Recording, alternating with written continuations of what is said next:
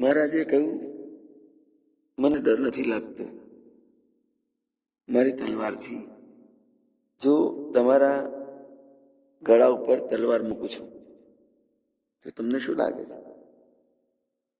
તો મહારાણી કહે છે કે મને પૂરેપૂરો વિશ્વાસ છે કે તમે મને પ્રેમ કરો છો અને મારી પૂરેપૂરી તમે રક્ષા કરવાના જ છો. તો રાજાએ કહ્યું, બસ તલવાર માન કરી દીધી કે તને મારા ઉપર જેટલો પ્રેમ છે અને વિશ્વાસ છે એટલો જ પ્રેમ અને વિશ્વાસ મને ભગવાન ઉપર છે. તોફાન એમના હાથમાં છે, મને એનાથી કોઈ ડર નથી.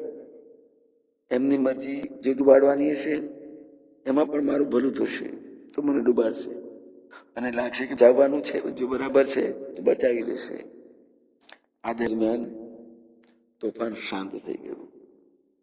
જહાજના કપ્તાને પણ સૌને સુરક્ષિત કહી દીધું.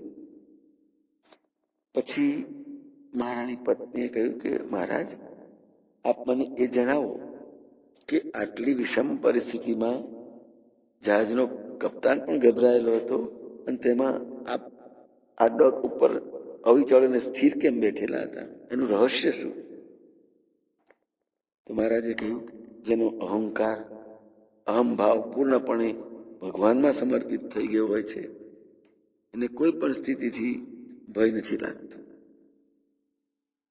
આમ થવાથી અવિચળ ભક્તિ રહે છે, મન નિર્ભય અને નિશ્ચિત રહે છે. મહારાણીને ખબર પડી કે મહારાજ એક સાચા ભગવત ભક્ત છે, એમની અખૂટ ભક્તિ શ્રદ્ધા ભગવાનમાં છે. જય મહારાજ.